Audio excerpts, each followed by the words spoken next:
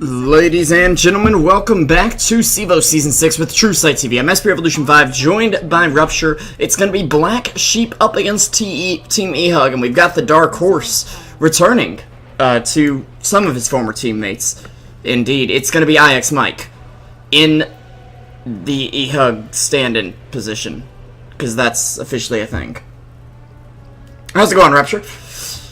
The return of the Mustachio with a building rage. I don't know, man. I'm kind of curious about what IX Mike is gonna pick, and I mean, I'm kind of biased, pro the guy. I mean, come on, man. He's Mike. How the hell can you hate on the guy? Well, yeah, you kind of can, I guess, but it's not healthy for you. You should relax. I'm okay over here. Don't worry about me. Sydney, please stop. Okay. She's not here, even. Oh, no. You know she goes to a different school, right, Rupture? Don't worry, man. Don't worry. I'm just saying, like, well, wait after the match to punch Revo if you want to. That's all I'm saying. I probably deserve it for some reason or another. Black Sheep, though, let's go ahead and get into the draft. It's been a secret for a little while, but it's not so much a secret anymore, and now they're stealing secret strats. SF Chin, first pick, and I just want to go ahead and say, Rupture, I love the metagame, kind of, right now. I hate Jug, Axe, Troll meta. I'm actually okay with Venge, because I think she's a fun support to watch, and actually relevant in the late game, instead of support walks into a fight and dies. However, Shadow Fiend... though. Oh, go ahead. She's a support that if you play it like shit, then you mute yourself and no one can hear you? We lost you, Rupture. Okay, we really lost him. Sorry about that. I'm not too sure what he was talking about. Exactly, so I'm going to leave it at that for now. But I was saying that Shadow Fiend, as a first pick, someone who's played Shadow Fiend probably too much. Jack just pull the support with her, you know? Rupture, we lost all of that. All we heard was, if you play like... And then it was quiet until the support with her. I was so confused, so give us the condensed version if you can. Okay, I like Venge just because of the fact that she's a really good support. But if you play it like, if you don't know how to play her, you're gonna feel like you know, like a hot dog stand on Somalia. I don't know, something like that. Just because, I mean, it's like, well, I'm gonna swap you, and then it's like, well, I'm just gonna die. That's pretty much hi, enemy team. Of any pop player, right?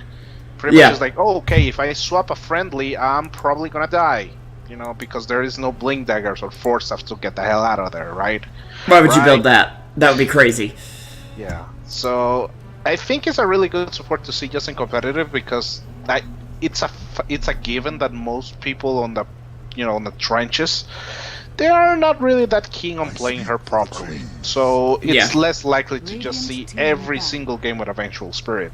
And I wouldn't even say that she needs a nerf as much as other supports kind of need a buff. Like, even heroes like, and people are going to hate me for this, but heroes like Ogre Magi, I think Ogre needs a slight buff. No, I'm not, because I'm going to pick him. Well, that's a surprise. And I'll tell you, I'm not going to pick Slark, but I was telling him while you were cutting out on us there, that Shadow Fiend, I've played a lot of Shadow Fiend. I mean... Some would say I've played too much. Yeah, I do once in a while, you know. I haven't played him as much recently, but I don't think he's first pick material. I think countering this hero mid is almost too easy. Yeah. It's like, oh, well, we pick TA. Well, we pick Slark. We pick Viper. We pick Spectre. It doesn't even matter. Like, almost anyone can lane against that hero if they have any laning tool at all. So I guess Spectre is out. But you get even the rest of it. Even if you don't, just pick a lion. Get quick level 6. Well, that Shadow Fiend is gonna have a really hard time surviving that. Yeah. Because the Shadow Fiend has a really crappy strength gain overall, and he doesn't have that many hit points to begin with. And that explains them banning the Zeus. To the face. Yeah, they'll get rid of the Zeus for more nuke potential. Lion plus Zeus would just be an ugly combo to play against, especially with Chin And the fact that Chain Lightning against Chen would be, well, pretty good, let's be honest here. Bristleback will get picked up by Black Sheep now. Nice tanky core. We've been seeing, you said you watched EG Secret last night, right? Yep. That's Zai Bristleback, man. It's the new Bristleback. He's not offlane anymore. He's almost hard carry material.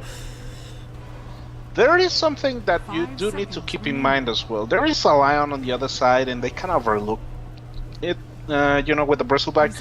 Yeah. Here's the reason why. Because if you're able to pretty much punish the mana pool of the Bristleback, it's pretty much worthless. It's like, well, you're able to spam a couple of quills, well, mana drain, well, you're a glorified grape. You know, it's like, well, where's your warp path? Well, I don't have any mana, so there is no warp path. Therefore, my damage output is total crap. Yeah. I'm pretty much here just to sit there and tank shots at that stage. And Lion's pretty good at it. However, Lion does need to have a really good positioning in order to pull that off. And he needs to get early levels in mana drain, which oftentimes you don't want to do. You want to go for like a 1-4-1 build or a 1... No, excuse me. I'm completely wrong about that. 4-1-4 kind of build, mainly focusing on the Earth Spike. Maybe 4-1-2 or 4-2-2. Yeah. But it's not the best. Blaze it. No, sorry.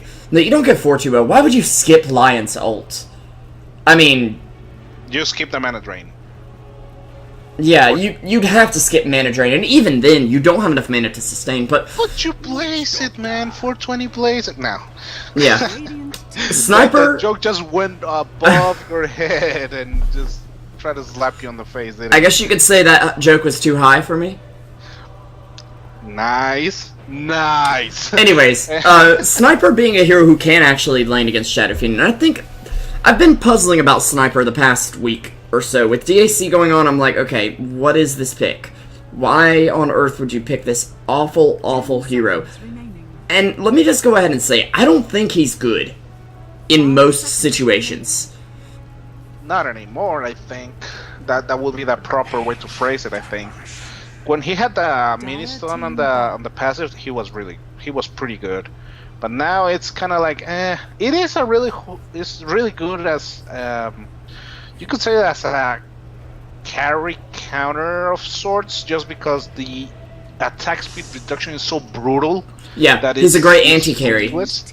Yeah, so in that case, it's actually pretty good with the Shadow Fiend on that regard. Even if you don't have the mini stun, the ability to just flat out outrange him and harass him freely without any worry in the world, especially now with that triple Sharpnel madness that ensues. Yeah, it's pretty strong against him, and again, the attack speed reduction does also punish him on the laning stages, just because you're not able to last hit, because, well, pretty much your attack speed is offset by a passive on the enemy team that you cannot really attest to that because it's a random generated, you know, debuff. So on that regard, the Sniper is actually pretty good against the Shadow Fiend. Also, the Assassinate kicks ass, especially with a Finger of Death. It's like, Finger of Death, Assassinate, you're done. What you can do as a Shadow Fiend? Not a goddamn thing. Maybe the Chen might be able to save you, but outside of that, I don't think even... I mean, the Chen will have to actually, like, synchronize pretty well his Hand of God in order to do it. Otherwise, you're gonna bite the dust. Not two ways about it. Yeah, it's gonna be an interesting matchup, but Shadow Fiend does not have the reach to get in Sniper's face very early on. It almost forces him to go something like a Blink Dagger, which can definitely slow down his damage. If he gets it early enough, it can make a big difference, but I'm honestly gonna go ahead and say something a little bit crazy right now that I think we've overlooked. A Drow pick right now for eHug could be really scary.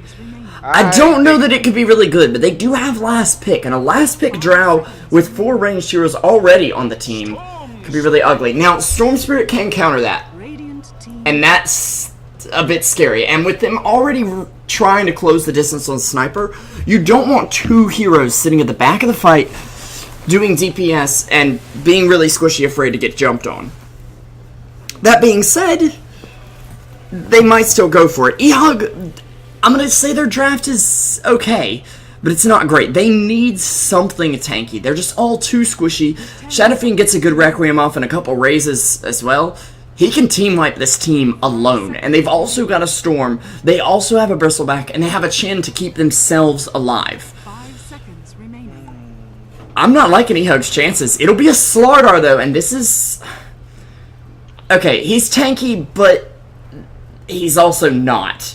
Not really. He's not tanky. I don't go with a Slardar as a tanky unless you're going like 35 minutes and you have a really good early game. That's pretty much the only way you can actually reliably get a tanky hero. However, if you notice, it's a really mobile and really good as a gank-oriented team. You know. Yeah, very good. If they're able to pick someone off on, on a really exposed position, they are arguably one of the best lineups to do it. I mean, pretty much global TP into Ice Blast into, well, pretty much a Slark just jump in your face and destroying the living crap out of you and everything you hold dear, because that's how he rolls, man. But yeah, team fight oriented, I don't know. They don't have a freaking chance. It's a gank oriented lineup from both sides, though. Black Sheep have a bit better team fight, but I still feel like they're much more focused on ganks. The big thing with their team fight is the Witch Doctor. They've got armor reduction from Shadow Fiend and Bristleback. Two of those heroes you honestly sometimes overlook in terms of armor reduction. But, that'll help Witch Doctor's ult, that physical damage coming out. Let's go ahead and introduce our heroes, though, before we do any more analysis.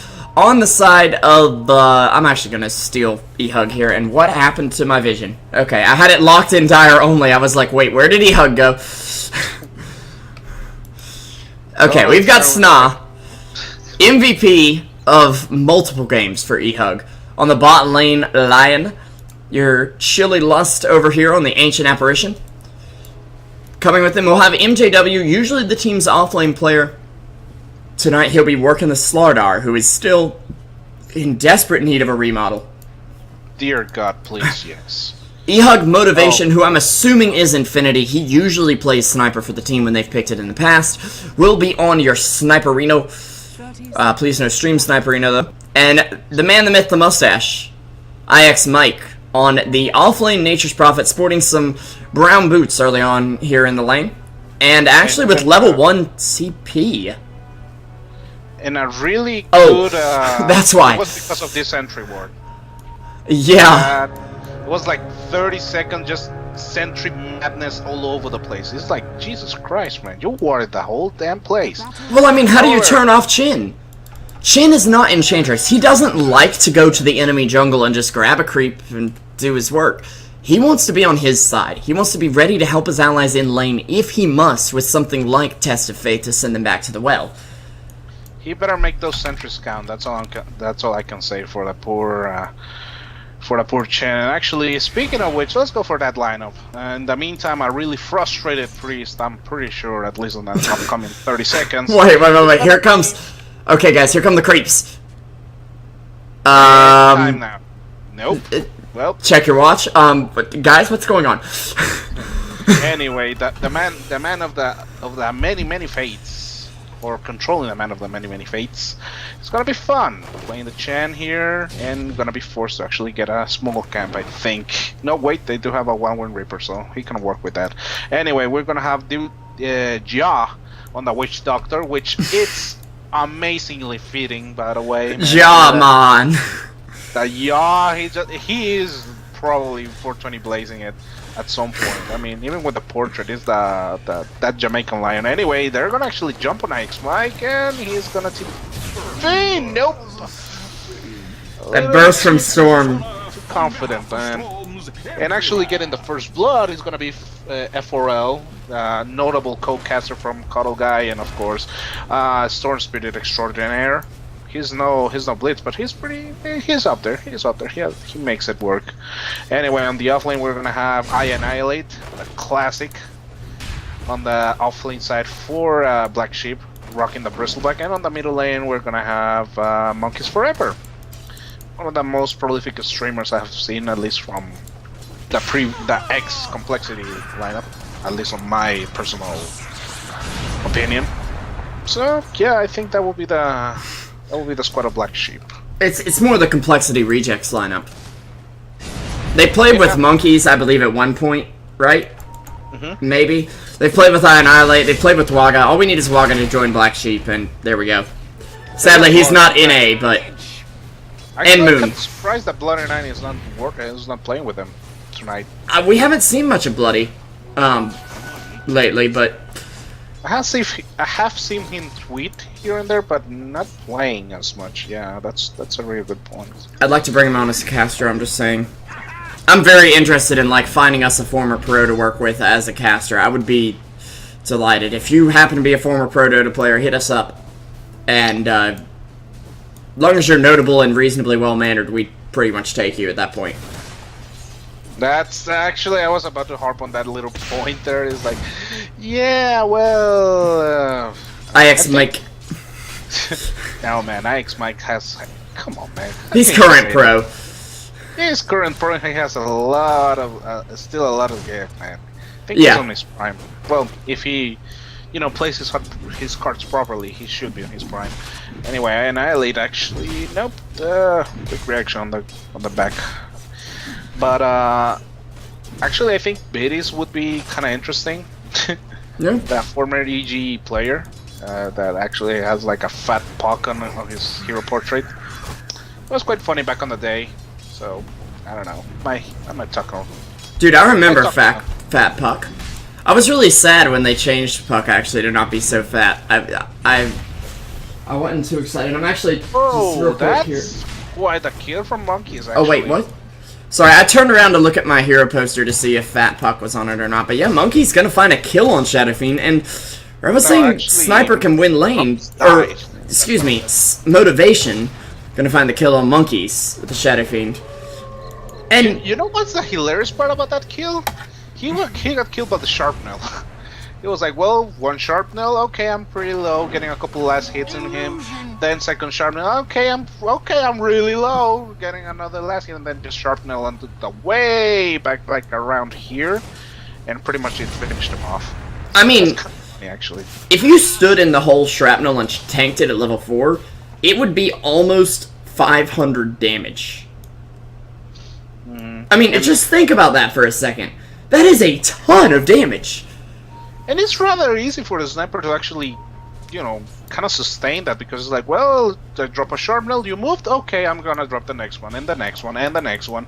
Just pretty much try to predict the enemy movements, and now Monkeys, I think he's for a rude awakening here. Yeah. And actually, there's the Hex coming in, Earth Spike and Earth Mike coming in as Motivation finishes off the Shadow Fiend once again. Sitting on a bottle so we can spam that too. This is a Shadow Fiend at this point. 20 and 5 minutes in. Not where you want to be. This is one of the heroes that needs early last hits. And I was honestly favoring Black Sheep's draft, and I'm a little biased against Sniper. I don't think he's a strong hero right now unless you are incredibly good with him or you have a really good strategy. Like Navi has been running Sniper really well lately, which is something I'm shocked to hear myself say, but that not just because it's Sniper, but also because it's new Navi. But, I mean, they just have a 4 Protect Indy strat, where they're just all sitting in the front line like we're tanky, you have to deal with us first, and Dindy's just sitting in the back dishing out the damage. And that's the idea to play Sniper. This is kind of the lineup I don't like him in so much, where you don't really have a beefcake to stand in the front line like a Centaur or a Bristle. And Mike, gonna get hit with a raise? Is it a third? No, just the right clicks needed. Monkeys Forever with 2 raises. Could have finished it off in style, but gonna preserve his mana for right now. Meanwhile, up top, it is a TP in from MJW. TP into his Doom. Earth Spike coming out as well as a Slithering Crush. Sniped off. Picked him off. It's a bullseye. And that's the kind of thing I totally differ about you on that kind of on the lineup opinion, because why would you need a beef cave on the eHug side if you're looking to never ever get a team fight going? Just pretty much takeoffs. You want to get in situations where you have the advantage, and so you won't be forced to put your heroes on the front line because the enemy team will be so overwhelmed that they'll just be running away at that point. Pretty much that's pretty much what I'm thinking about the strategy for me. How you just get permanent pickoffs or pretty much as much as they can, and try to use the numbers advantage in order to, you know, keep the sniper alive, just pretty much like blink away. And again, it's more of a like a global strat that we all, saw before, like on previous patches, you know, like with instead of a Zeus, just get a sniper, you know, it will scale a bit better. But it's the same idea. So it's like, well, IX might initiate on someone, and then just the rest of the crew just jumping in, and the sniper just from a little bit of far actually I annihilate. Well, he might actually end up being annihilated himself, getting a lot of damage sunk into him. Oh my god, that witch doctor, dude. A lot of heals from Yasuo. The 420 blaze it is still alive on annihilate. Yeah, very nicely played there, and Shadow Fiend coming in with a perfect rotation and a raise. MJW actually is going to get the Slitherine Crush off there, hitting Annihilate in the back, and MJW, I don't think is too happy about that. He'll at least finish him off with one more bash in there. Maybe not a bash, but right click anyway. And actually, the team of Black Sheep ready to group up. Shadow Fiend with a haste, yes, in the bottle, and he's going to jump with the Lion right now. Lion, realizing he's in a bit of trouble, Sna, not going to get out of this one alive, I believe. Tries to get an Earth Spike off, but just falls to the Remnant there. Monkeys diving in, looking for revenge on Sniper Motivation, being motivated straight to the grave as F4L coming in with the double kill. That's right, boys and girls. He can cast, he can play. Call the number on your screen right now. Ask your parents for permission before using their credit card. Your mileage may vary. But he can cast, he can play, he just can't necessarily carry you. Yeah. And if ladies are watching, he probably won't be able to date you unless you're like really straightforward with the guy. Just throwing that out there. Anyway, going back a little bit into this situation, the problem, however, that I do see with this draft in particular is that the other team also is able to gank pretty. It's pretty good ganking as well. That's pretty much what I'm trying to say. And so not only is it ganking, they can do both. Have the advantage in here. Black Sheep can do both. They can gank, they can team fight, they can just split push with Shin, Shadow Fiend. I mean, people don't look at Shadow Fiend as a pusher, but Raze clears creep waves like nobody's business. And you have so much physical damage and armor reduction that you can take towers. I mean, look at this. Okay, that hurt, but I mean, it is enough damage that it put a decent dent in the tower without a creep wave nearby. Yeah, and that did hurt. Tell I Annihilate how it hurt, man. He actually died for it. But oh, I didn't see that. That's the problem with strats. Oh, actually, Monkeys, he's not actually right. The dud. Nope, never mind. Sniper on the back end. Witch Doctor ulti there to finish him off, and a well-placed cask as well. No Maledict needed. Whoa, Chin, that is a bit loud on the hell there, Smasher. Thank you very much. Yeah. That was a Caribbean special right there, man. Yeah, meanwhile though, into freaking conga line and you're dead, man. Even with a coconut. Yeah. But we do have F4L getting a kill in the bot lane though. On Lion. Go ahead. No, it was pretty. It actually explains pretty much my gripe with this particular lineup. It's like, it is a really good lineup if they were facing like what Timariomi Perino was playing last game, which is a team fight centric lineup. I think this one blows it out of the water, just because you're able to gank endlessly, just keep the pressure up as eHug. The problem is you have a Storm Spirit that offsets everything about that, as well as even the Chen is, well, not the Chen per se, but his scripts are quite mobile. And mid lane though, F4L, he zips in, looks for something, armor reduction coming in, and he will zip out. Nice two-man Earth Spike, Nature's Prophet ult coming through. Monkeys, he'll get the ult off, it'll reduce their damage and possibly give them a retreat, but Monkeys is down for the count. He buys out on his way back to the grave. They're going to deny the tower at least, but that's a double kill for Motivation. A denied tower, which is still, you know, something. In eHug's lineup, in what looked to be a relatively 5-on-5 or at least 4-on-4 fight. Nature's Prophet wasn't exactly right there in the midst of it at the beginning, but made a reaction, able to rotate in, and really showing that eHug can still scrapple with the best of them with their gank lineup. Yeah, it actually was a really good stun from MJW, I have to say, man. He just stopped F4L dead in his tracks. He was like, well, I guess I'll back off. I was actually really surprised that that Infinity didn't focus him with an assassinate right off the bat. But then he just went like, okay, let's focus on the Shadow Fiend. Let's focus on Monkeys Forever. And actually, it was kind of unfortunate for Monkeys because he landed a Requiem and both streams. The sniper was sitting here, and the streams were like here and here. Yeah. It was like, it barely hit motivation, and if the damage reduction worked on magic damage as well, he might have lived. I don't think he would have, but the problem was, with motivation saving that assassinate, there was nothing else he could do. Like, he was just waiting for, Radiant's middle tower is under attack. waiting for it to be low enough that he could finish him off, yeah. You pretty much just aim it up and let it rip. And also, good news for eHug now. Flame Dagger on MJW. This is arguably the most important item on Slaughter, period.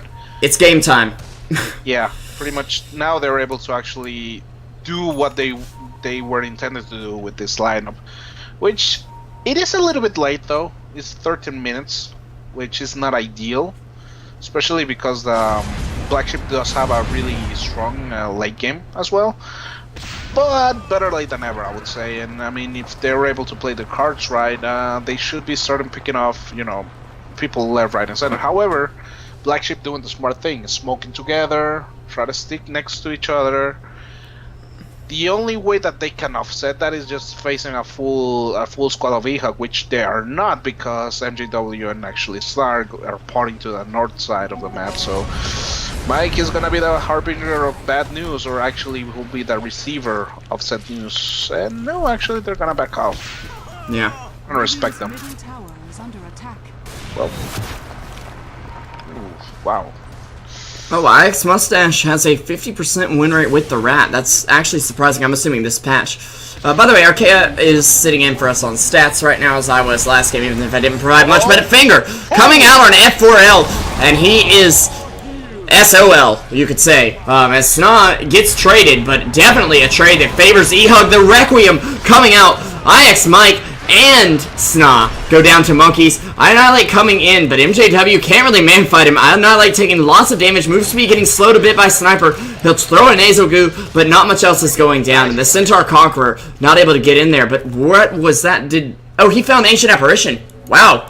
He'll purge off the armor reduction at least once with the Illusion Rune.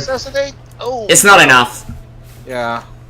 Tread toggle, buddy. A little bit more mana. I think even... Okay, I'm kind of confused. Why did he pop his wand? I think with a second crush, he probably kills Monkeys there. I don't think he had time. You don't want to stand close to a Shadow Fiend any longer than you have to, because the Q raise, let's be honest here, is the easiest one to hit. I mean, some people would argue the W raise is pretty easy, but let's put it this way. If you're looking at the person you want to hit, and you're standing right in front of them, you can hit the Q raise. I promise.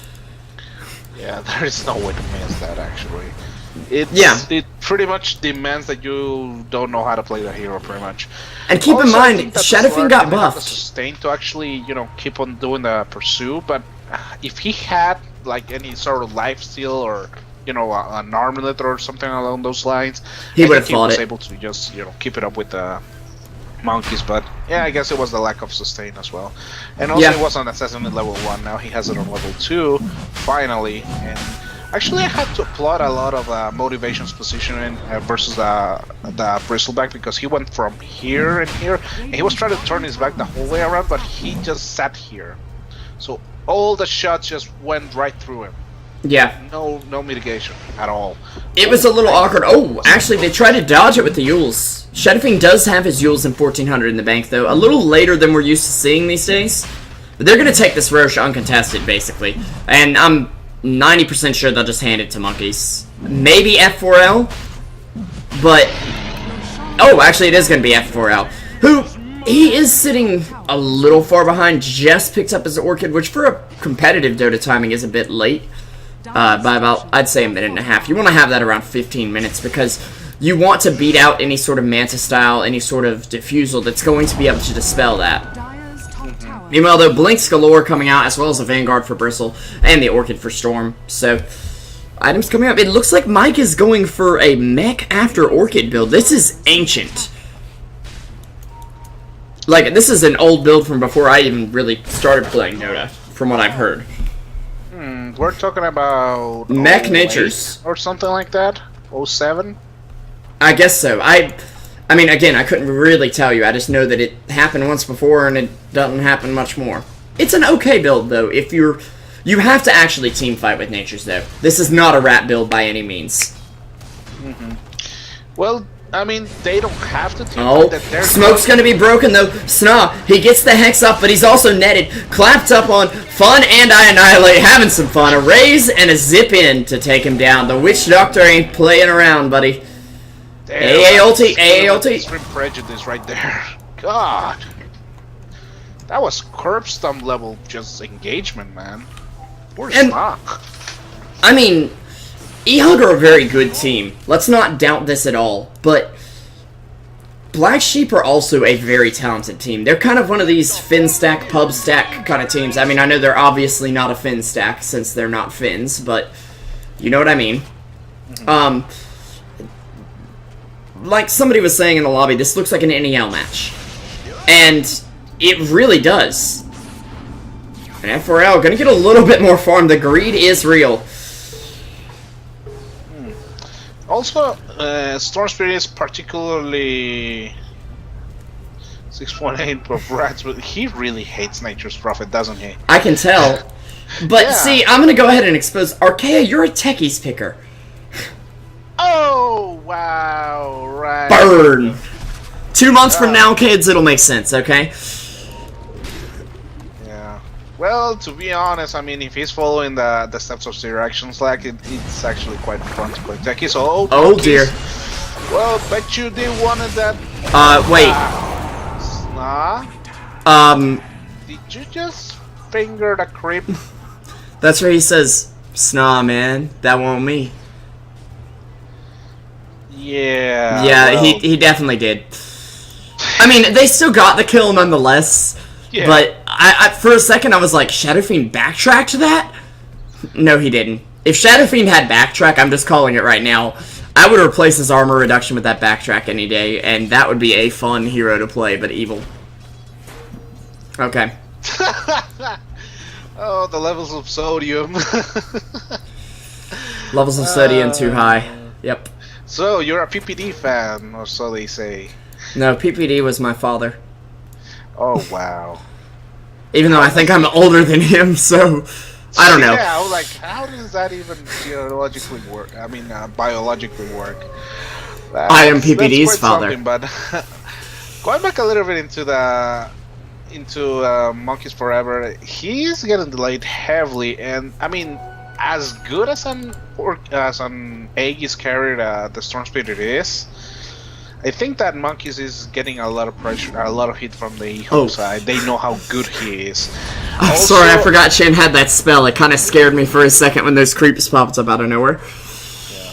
Also, but, yeah. the fact that the Nature's Prophet is like you were saying, yeah, they need to team fight with this mech on the Nature's Prophet. Well, their lineup isn't aimed to that, but on the other side, Black Sheep are forcing them to team fight. So if that happens, it's a good contingency plan with the mechanism. And actually, I think he's going either for threats or just starting with the rat, like with Necronomicon. And they're actually gonna force feed this tier 2, I think. I don't think they have the. Yeah, they're not even gonna move out of there. Maybe try to squeeze a little bit of farm here and there, but nothing much. Yeah, and Slowdar actually farming the enemy's jungle, probably going for BKB here. Don't see any real reason to go Sanj and Yasha at the moment. BKB is going to do a lot against the team anyway. And AA picking up the 21-minute Midas after Ogre Club. I do not like this. You're already 2/3 the way to Scepter, and you're going to delay it to get a Midas. I mean, cool, you get levels. Level 1 ult with Scepter is perfectly fine in my book. Well, here. I mean, not it's really. keep in mind, played some ancient operation, and honestly, you really need the levels. I think that's the main point of this. Oh wow, FRL actually gonna get a kill into the snap. Oh god, well there it goes. He had a. Where did you I'd take the trade. Bro? It just expired. Oh wow. I mean, he knew it expired before he went in here, unless he just really wasn't paying attention for the past 30 seconds or so, because I want to say it expired about 30 seconds ago. Almost a minute, yeah. He's been able to tell. Okay, so he was fully aware of not being able to get out of there. That would explain why he rushed so fast his TP, and well, Snow was able to counter that. But yeah, still a good trade, though. Like, Sniper for Storm Spirit in this context, you take out the enemy's DPS dealer in exchange for what is, in all honesty, your initiator. I'll take it. It's creating space for Shadow Fiend. It's giving his allies some confidence that, yes, of course, they can kill Sniper. It's showing Sniper that he is fragile and forcing him to go for what might be a more passive item build, a more sort of the safe route. Something like a Scotty or a Manta instead of just straight Mjolnir. Or even Russia BKB. Oh, big fight coming in bot. Blink out from the Shadow Fiend. Snaw's gonna try to TP away. He'll get used. And yeah, they're not even gonna waste the Requiem on him. Yeah, that would be a little bit too much. But in the meantime, on top, actually fun. Ooh, wow, that's a lot of excruciating pain if I ever saw one. Free creeps. Yeah. I kind of expect next patch. I wouldn't be surprised if this happened, to be honest. And this would be a huge pub nerf to Chin. But, like, something like if you kill a Chin creep, you get, like, 50 extra gold. I mean, they have extra health, so... I mean, if Chins all over the world didn't have any struggles already... I know. Pub Chin players would absolutely hate me. Not even Pub. I don't think even he's getting played on Pub at all. There's got to be some Pub Chin player out there, right? Like, I would say Captain's Mode at most, you know. It's like, well, maybe, you know, Captain's Mode Pub and, you know, something like with a stack. Yeah. But seriously, man, I mean, he is fringely getting play here and there, and even then, it does demand a lot. Oh, Mike, ooh, wow, wrecking to the face, that's never pleasing. Yeah, if you can get that good of a Requiem off, I didn't actually see it, but I'm assuming it was pretty to the face. Finger, though, coming out, he'll drop. Requiem out on MJW, Slow's coming out on him as well. He can't quite track down Fun instantly here, but Motivation's got him covered with the DPS. And, I mean, eHug just turning the tables, showing they can still kill your carry. And I'm considering Shadow Fiend the carry, opposed to the Storm at this point. However, they are knocking the tier 3s. I Annihilate saying hello there. Yeah. Your friendly loss, and no, he's not probably gonna dive it. Oh no, he's not that stupid. You don't dive an AA because he can trap you behind tower with cold feet. Annihilate gonna pop the Crimson Guard at least to give him some armor, just a little bit. We'll get bashed though, and actually the body block's coming out. They'll finish him off. Beautiful positioning from MJW there, and he's actually still holding on to this BKB, which is still 10 seconds. Meanwhile, up top, Witch Doctor trying to defend. Sniper got an illusion rune, and yeah. Also, again, going back a little bit into the Ancient Aberration, the fact is that you're really reliant on your levels. I mean, a level 3 Ice Blast is, I think it's even more worth it than even a Scepter Ice Blast, if you have it like a level 1 or 2. It's just, I mean, the raw amount. Here's the deal: you need the level 16 just to do the big damage, you know, the incoming damage. It's 450, man. That's pretty hefty right off the bat, man. I mean, yes, the Scepter does help a lot with your staying power, especially mitigating most of the healing. But you're able to push that a little bit further, just because, again, you don't really need at least on the early team phase, you don't need your Ice Blast to last that long. You know. Oh well. Yeah, that is actually a really good point. And honestly, I mean, considering how good the Aghanim is on Chen, It's as really soon as good you're now. able to actually get it, yeah, I mean, the game just changes for you. It's a different hero. I mean, it was always good, but then they add an Ancient on top of that, and then buff a Granite Golem to give a 15% extra health aura. Exactly. I'm sorry, but, like, there's no other percentage health extra in the game, if I'm not mistaken. Yeah. There's percentage health regen, of course, with Heart, but there's nothing like that. I can't wait to see, like, a Centaur fully stacked up with Hearts with that nearby on my team. I can wait to see it on the enemy team. However, one thing that could be a serious issue here, and something I didn't actually think about, putting Chen next to allies with Cold Ice Blast ult from AA, that's what it's called. Ice Blast, okay. That could be a serious problem. Yeah, that extra HP might actually backfire on them. And the AA is particularly good because you do have a Witch Doctor on top of a Chen, so that's a lot of healing. And I wouldn't be It's being surprised negated. for example, Is under attack. if the Shadow Fiend goes for like a lifesteal or something like that, just to have that extra sustain. So, in other words, the lineup of Black Sheep does have a lot of sustain, which is the upside. The problem is, if the AA manages to land a really good Ice Blast, you're... F4L, what are you doing? Well, Oh, he's got Aegis. He has Aegis. So I guess it's okay, but not really. Sniper with a blink back. They will stun F4L more ways than one. And he'll actually fall with a fresh Bloodstone up on him. No charges gained here. Annihilate trying to get out here. They'll send him back home. And an Ice Blast coming out. It'll nail Monkeys. No, it won't. He'll dodge it with the Yules. Can he blink out in time? It looks like he can. Mike blinking after him. He'll BKB, TP out, but the bash coming through from MJW. And eHug showing they're definitely still in this game, Rupture. We have about even net worth at this point, and 2k XP for eHug.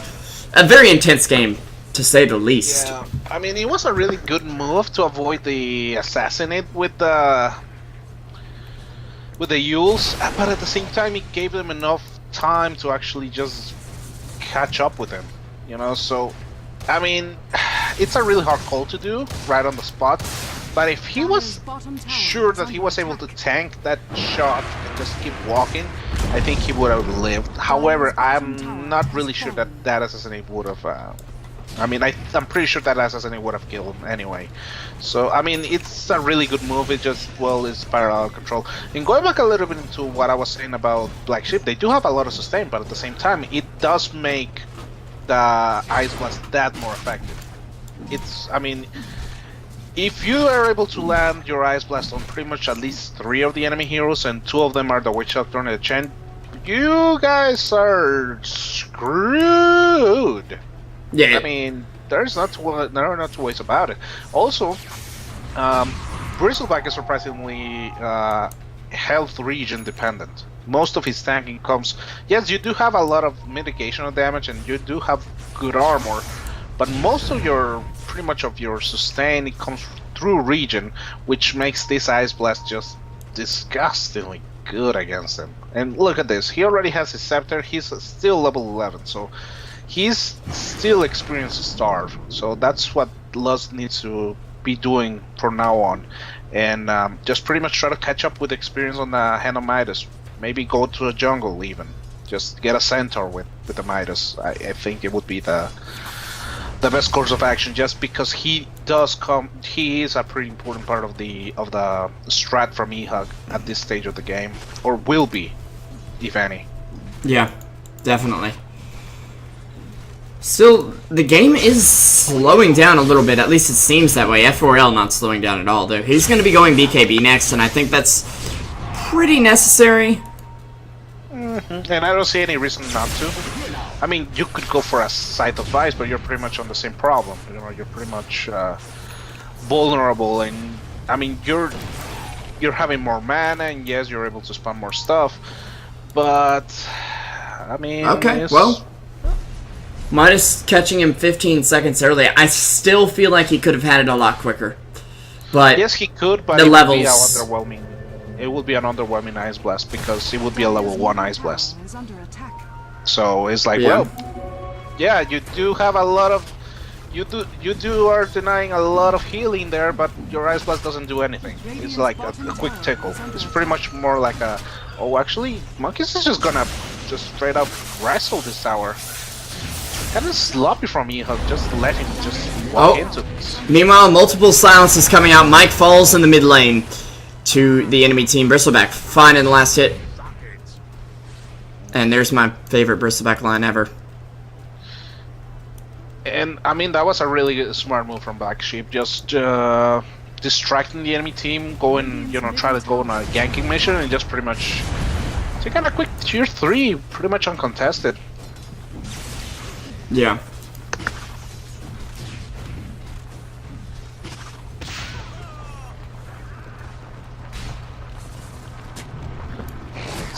Let's see. MJW, he's still 500 away from his Kures, so 400. It's yeah, 2K 400. for Hyperstone now. Like 4 patches ago, but yeah. Yeah, well, that's what I'm saying. He's 400, 500 short, something like that. And he does need it. And again, one thing that the Slaughter does also require is a lot of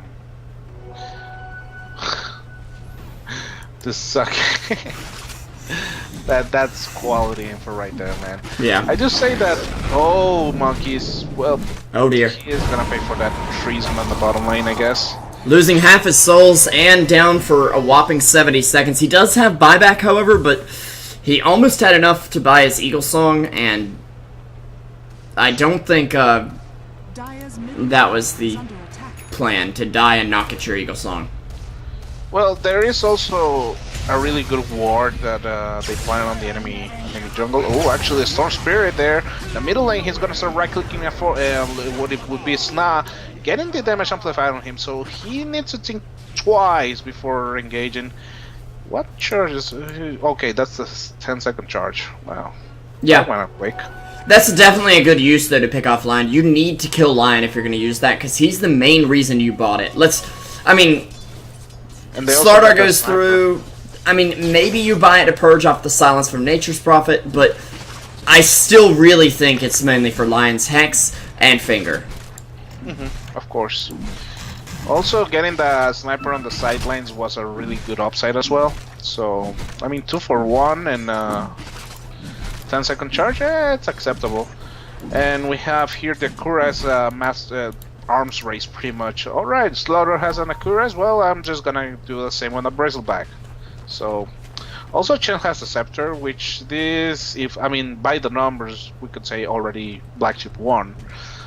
But I mean, 85% is high, but there's still room for failure there. And speaking of failure, F4L is, or F4 fail, as some would call him in Twitch chat, not today, of course, gonna be falling to Mike and Lust on the top lane. I didn't know F4L was playing for Peru. Ha! Sorry. Nah, he'll, once in a while, he'll say something that is wrong on a cast, and people go, oh my god, this F4L's so bad. And I'm like, dude, people make mistakes. He is people. He make I was talking mistakes. about the not today comment, that's all. Oh. I don't remember that one. That was the joke.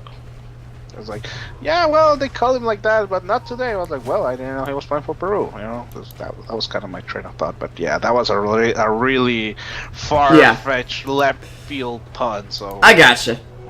Not today, by the way. Taking down eHug earlier tonight in a match I didn't get to see, but eHug is playing really well right now, and I'm not sure if that's in reaction to not today's play, or rather because they don't, because they just consider Black Sheep a worse team than not today. I wouldn't necessarily say so, but then again, Not Today is very much a top tier team. However, and I did pull up IXCL, F4L is actually currently at the top of the ladder for NEL. No, it did just reset. I'm not seeing iAnnihilate around the top this time, oddly enough. Also worth learning about not today is the fact that they are trying a lot of rosters lately because EVO and Masoku actually left. Oh, So- wait, EVO left? EVO and Masoku left, yeah, Oh, wow. like a week or two ago actually. I didn't hear about that. That's So sad. yeah, they but- were trying a lot with standings, and probably they were able to pull out like a Peruvian really, like a stack, pretty much like a really good stack from Peruvian players, and probably that's what they feel it because I saw it was like Smash and like +4 pretty much. So maybe they were able to capitalize on that. I wouldn't be dropping Smash called EVO shots though. however he wanted to. Mazoku I can definitely understand, seeing as he's made some questionable Malik-esque plays in the past. I think you're referring to Mystico. I get those two confused so easily. Mystico is the support that feeds, Masoku is the support that actually does things, especially with like the Miran and stuff. So Masoku is like the position 4 and Mystico is the position 5. Oh wait, yeah, that that's looks not like a the aura. position 10 because Mystico pretty much dives the enemy team for no apparent reason. Yeah. But yeah, Mystico is still on the team though, so... Still though, even with roster issues, taking down a team like eHug 2-0 is very impressive. Yeah, actually, I think it's the fact that the Not Today squad was able to call the shots with the ones that they had. Maybe so. Yeah. You could say that maybe it was Not Today that before they had or the reason why they left is because they had more like internal conflicts stuff. You know, like maybe who calls the shots and whatnot. Especially because Ewo left. It's like, dude, seriously? Are you just gonna let that guy go? You're crazy. Like, well... I mean, he was kind of a Havos. Either he plays really well or he plays really bad. Yeah. I mean, most of the time he plays well, but when it was bad, it was bad. I mean, you could say it's kind of an RTZ too, though, so... Anyway, back into the game. Slaughter already has a Reaver here. I hope he goes for a Satanic, to be completely honest. I could see Satanic or Heart, though. Satanic a little more Heart so. is pretty good, but I feel like Satanic would be really, really, really good. The lifesteal with the Slaughter is just amazing, especially with this with Akuras. You're able to actually offset the Bristleback and probably destroy the Shadow Fiend. Like on a one-on-one, he blows him out the water with attack. Oh yeah. Shadow Fiend having relatively low armor as well. Bristleback does have an AC for his team, so the AC itself isn't really making much of a difference for the Radiant right now, except for maybe defensively for Lion and others. Nice blink away though from whoever that was. I didn't even get to see it in time. AA ulti coming in though. Annihilate gonna get iced, and I think you need to be putting him on ice for that one. He does get fingered to the butthole. Wow, I didn't mean it. Never mind. And actually, Requiem coming off that line, but on the back lines of the fight, and MJW starting to drop. The Scotty doing work through the BKB. The slows coming out. And Witch Doctor ults will come out as well. And an F4L newly refreshed, refurbished, and ready to fight. Except he gets silenced. Shadow Fiend finding the kill. F4L goes down. He did blow it indeed. Does have buyback monkeys in a lot of trouble here. His ult will go off post mortem. And Shin and Witch Doctor in the base now, because they just had to retreat. And I'm sorry guys if my casting fell. Lost at MJW's buyback, so take that with a pinch of salt. Oh, Mihawk left as well. Okay. Blap2 informing us. I mean, Blap2 is Peruvian, so I think he's a very trustable source. Oh, or it was Mihawk and Ewo? I might be wrong. And Masoku. Oh, 3 of them were. Oh, Jesus. Okay. Might as well restart the team. Yeah. They did. Okay. Talking back to this game though, we're talking too much about another match, and we don't need to do that. We can talk about this some other time. Yeah. They did manage to save their gem on Shin, which is a bit surprising. Also, considering that they were able to actually farm the ancients and all that stuff from the Chen, it really offset his push. He will need at least 5 minutes to retake all the ancients he lost, and they he can get a granite golem on the Radiant side. Actually, there's granite golems on both sides. So he's actually okay here. He's not gonna have the they let him spawn, Triceratops, but yeah, I'd be blocking this camp all day every day. Exactly. Well, If no. I was eHug, They have a gym on Chin, so what are you gonna do? well, farm them. That would be my train of thought, especially if I was like MJW or Mike. I would be like, okay, I'm just gonna sit one guy here Every minute on the minute, the other one TP here, in on the camp. and pretty much farm those camps until Chen just sit on a corner and cries. However, MJW passed through this camp. He just kept on farming. He was like, well, maybe I should kill those granite golems.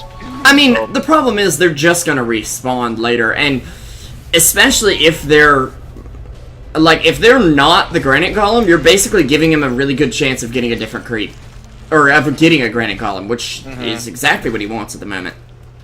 Yeah, but I mean, I feel like delaying at least that, you know, especially if you saw that granite golem, because he did pass on next to the camp. I would say, well, at least farm the big ones. You're a slaughter, for crying out loud. Just ulti him and you just kill him in like 3 hits. Now, I will say, thanks to the granite golem aura, what is this called? Granite aura. The granite aura of the golem. Shadowfade has broken the 3k health mark, and he also has 20 armor, so he's not looking too shabby. I'd like to see him carrying a TP at the moment, to be honest. Or Boots of Travel. Either of those is fine, yeah. He's holding on to not... Wait, did they move reliable and unreliable gold? That is going to be so confusing. Reliable's now on the top, it looks like. Well, Game is literally unplayable. Well, for a guy like me that never looked into that, actually makes some more sense, I think. Just because you're... I mean, the only actual amount that you really want to know about is the reliable one, to be honest. The unreliable is like, well, I'm gonna use it anyway, so... But when I'm glancing at it, I know reliable's on the bottom. Well, no, it's not. Yeah. Well, screw I mean, you. a little bit... It will take a little bit used to, but... Yeah. Personally, I feel like, yeah, that should be the way it is, you know, reliable on top and unreliable on the bottom, because honestly, unreliable is, well, quite a non-factor if you're dying. So, yeah, that's my train of thought, at least with that. Anyway, checking a little bit on the graphs here, the net worth actually climbed back again to eHug on the 3,000 margin, when at one point they were under the 4,000, and the experience almost 7,000, so... eHug making a comeback, and you could say they have a better late game. F4L, he's played well this game, but at times he seems to be diving so hard. I mean, to pick off Snaw, that's really good, especially when the team loses the gym, but MJW is going to be able to make it out here with no trouble. They'll pick up a gym or just leave it there because they don't have slots, which, I mean... Oh, that was a nice start from the Chen, actually, nullifying Ike's Mike TPing, and, well, there goes your collateral. Yeah, Mike does have buyback.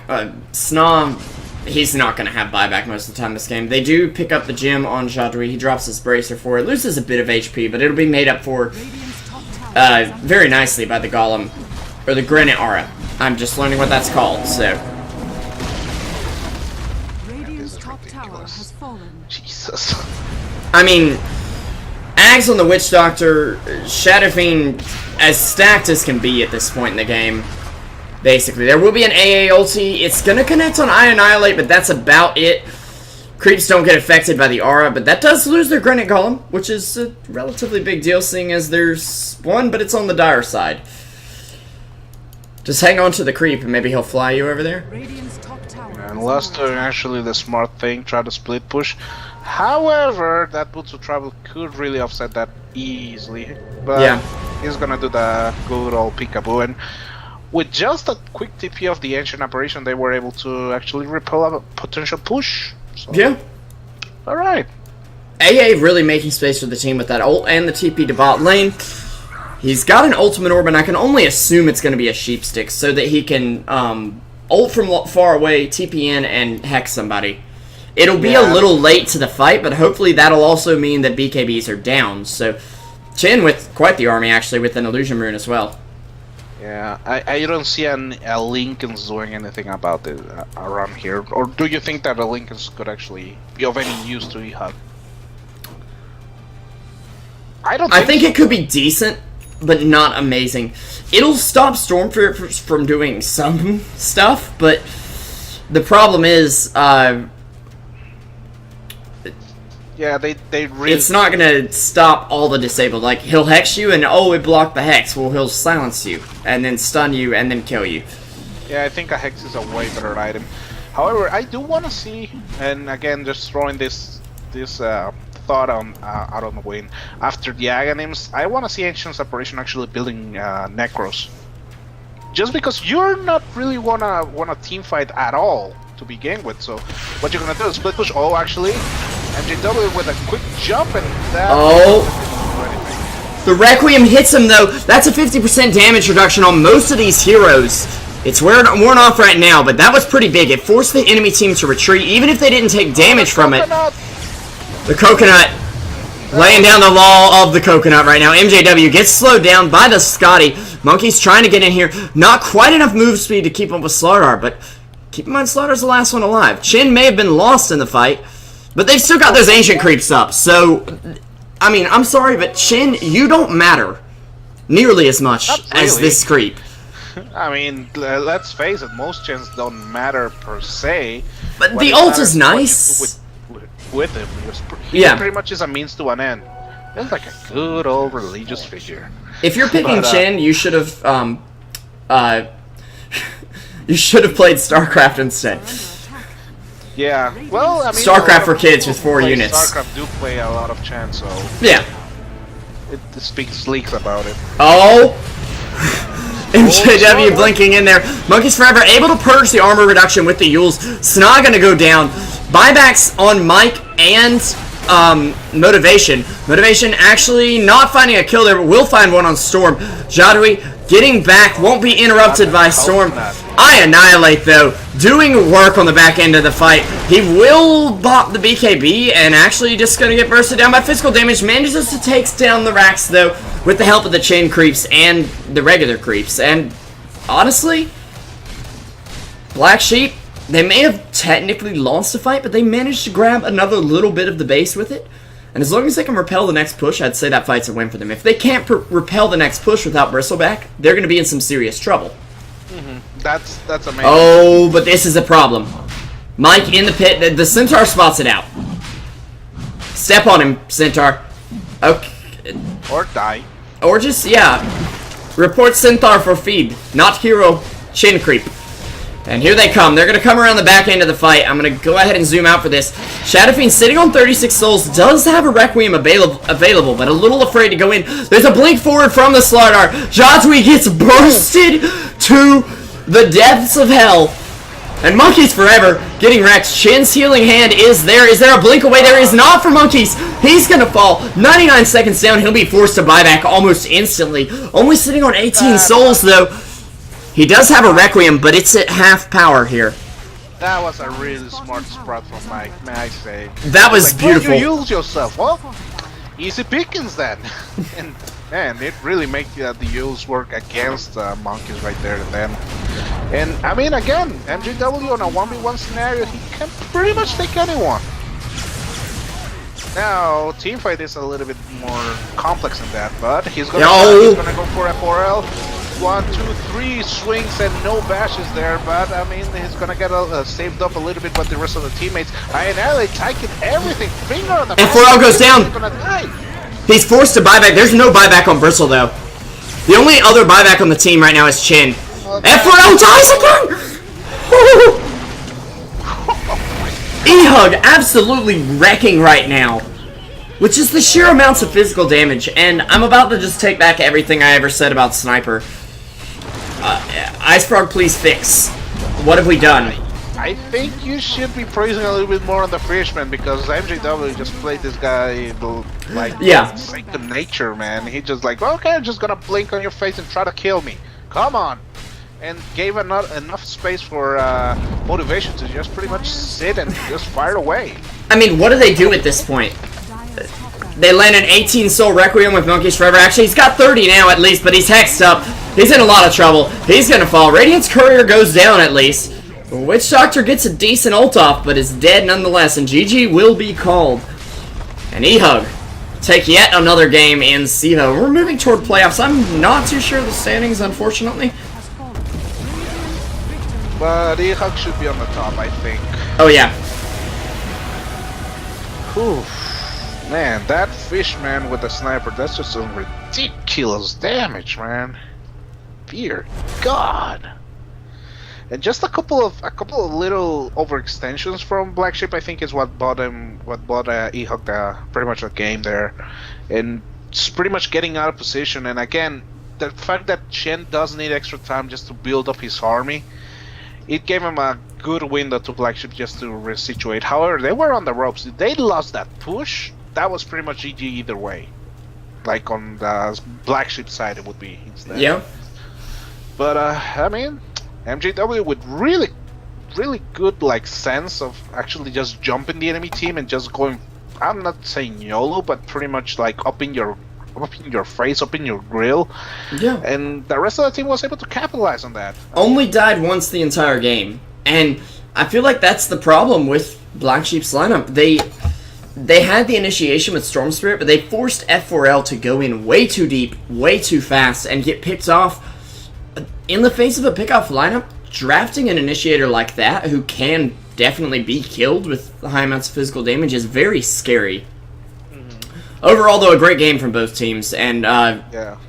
a really enjoyable game. If you're just tuning in, make sure you check out the VOD on YouTube. Of course, guys, we're Truesight TV. Find us at Truesight TV on Facebook, Twitter, and Twitch. And of course, I'm SB Revolution 5. You can find me at SB Revolution 5 Dota on Twitter and Twitch. SB Revolution 5 on Twitter and Twitch. SB Revolution 5 Dota on Facebook. Rupture, any shoutouts before we call it a night here? Let's see. Shoutouts to Blaptube for being the resident Peruvian. Also, shoutouts to pretty much everyone who showed up at the first game. And let's see. Shoutouts to Jericho and Evo because probably they're gonna do a new team. So I'm just throwing that out there. I'm pretty sure that that's gonna happen. So yeah. Those will be my shoutouts. Alright, and yeah, guys, have a good night. Thanks for watching. We'll give you a quick bit of music before we go, and I'm assuming most of you guys are headed out to DAC, but again, thanks for supporting the stream and everything, and yeah, see you guys later. Twitch, or Truesight TV, signing off.